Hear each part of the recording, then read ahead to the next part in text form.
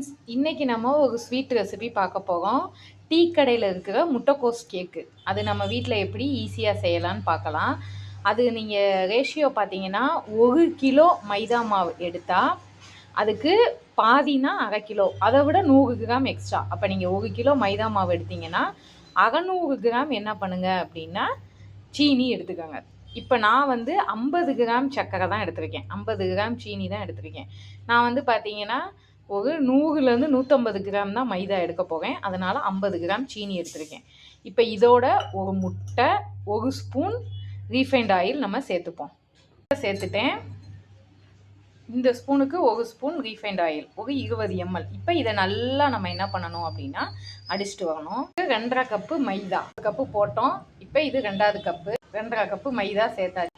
இப்போ ஒரு ஸ்பூன் ரவை, ஒரு 3/4 ஸ்பூன், ஒரு ஸ்பூனுக்கு கொஞ்சம் கம்மியாக கடலை மாவு, மைதா மாவு எடுத்த கப்புக்கு 1/4 கப்பு பச்சரிசி மாவு.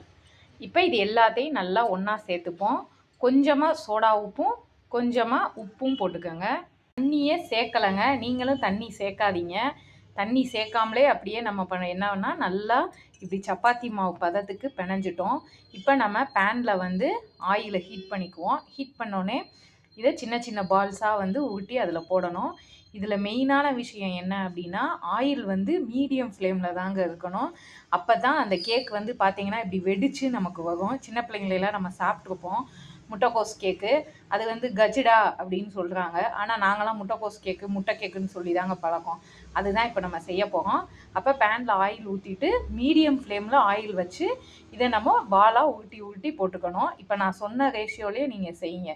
1 கிலோ மைதா மாவு எடுத்தீங்க அப்படின்னா 650 கிராம் ஜீனி எடுத்துக்கோங்க. ஒரு முட்டை போதும். பச்சரிசி மாவு பார்த்தீங்கன்னா 100 கிராம், கடலை மாவு 25 கிராம், ரவை 50 கிராம். இந்த ரேஷியோவில் நீங்கள் செஞ்சீங்கன்னா உங்களுக்கு சூப்பராக வரும். இப்போ நம்ம அடுப்பில் ஆயில் வந்து ஹீட் பண்ணுவோம். இப்போ நமக்கு ஆயில் ஹீட் ஆயிடுச்சு. சின்ன சின்ன பால்ஸாக நம்ம என்ன பண்ணுவோம்னா இப்படி ஊட்டிக்குவோம். பக்கத்தில் ஒரு கிண்ணத்தில் தண்ணி வச்சுக்கோங்க, அப்போ தான் ஒட்டாது.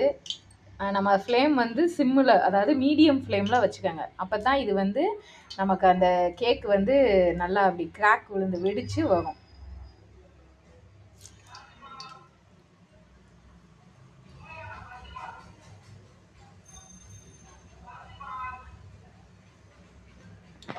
நான் கையை வந்து நனைச்சிக்கிட்டேன். நனைச்சிட்டு இப்படி நம்ம மாவு எடுத்து நல்லா சின்ன சின்ன பால்ஸாக ஊட்டிக்குவோம். இப்போ நம்ம சிம்மிலே வைக்க போய் சூப்பராக வெடிச்சு வந்திருக்கு பாருங்க. சுவையான முட்டைக்கோஸ் கேக்கு ரெடி ஆயிடுச்சு. ஆறுனதுக்கப்புறமா இது நல்லா டைட் ஆயிரும் ஃப்ரெண்ட்ஸ்.